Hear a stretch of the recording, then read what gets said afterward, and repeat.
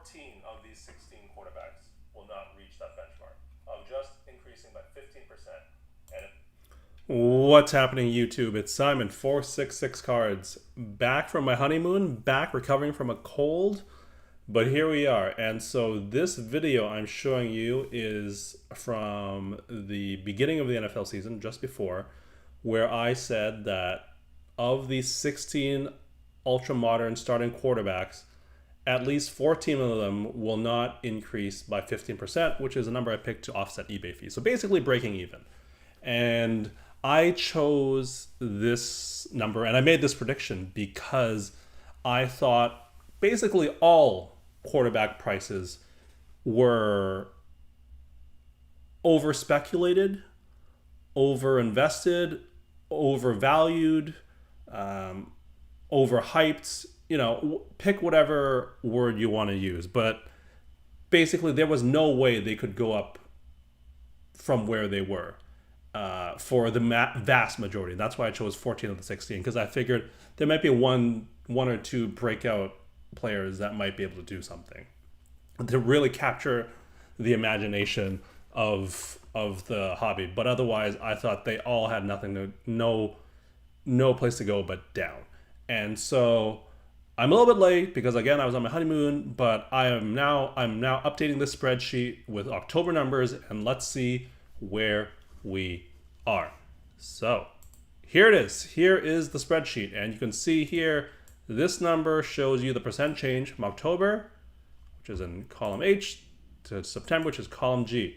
And where are we? Well, we're almost already at 14 of 16 are down, or basically are break even or worse. The sole outliers are Tua, who's having an amazing year, Brock Purdy off to an amazing start, and Sam Howell at 19% increase. I'm not counting Jordan Love because he had 14%, and like I said, the threshold was 15% to basically offset eBay fees. Everybody else is down among those 16 ultra modern quarterbacks, and down double digits with the exception of Justin Herbert, just down 5%. So we're almost already there a month into the season, and I will check in again in November, December, January to see where we are, and we have these numbers ready and locked and loaded to see what the percentage changes are. What is interesting is the two of the quarterbacks that are still showing positive changes are: one, Kyler Murray, plus 8%. How many games has he played? 0.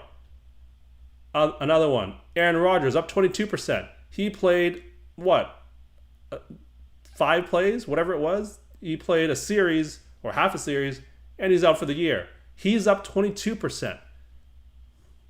Does that make any sense? If you subscribe to the belief that on-field performance correlates to prices? No, it does not. Why do two of the best performers, why are they both injured?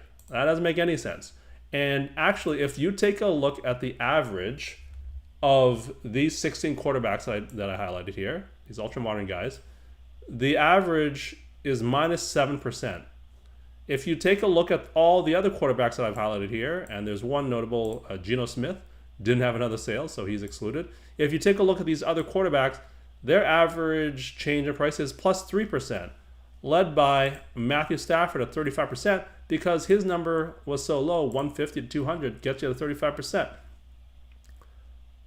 This is all, and I think this is the funniest one. Ryan Tannehill went from $14 to $20. That's a 43% increase because the number's so low. It doesn't really matter. Anyways, taking a step back, hopefully this gives you an idea of how overhyped, how little potential there actually is for on-field performance to increase the value of very hype-heavy young players are. It's just a sea of red because so much is baked into these prices. And that was the point of the prediction. That's the point of this video. That'll be the point of the next video that I make in November and December and January and so on and so forth. And I'm actually intrigued to see whether or not I said there was a chance that all 16 of these guys will be down or below the 15% threshold that I set.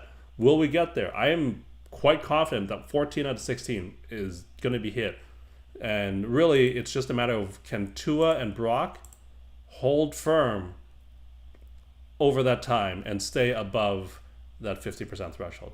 There's another factor that I have not mentioned at all in this video or the prior video that I will bring up in one of the later videos, that is also a factor and has nothing to do with on-field performance, nothing to do with anything I've talked about, that is also impacting these prices.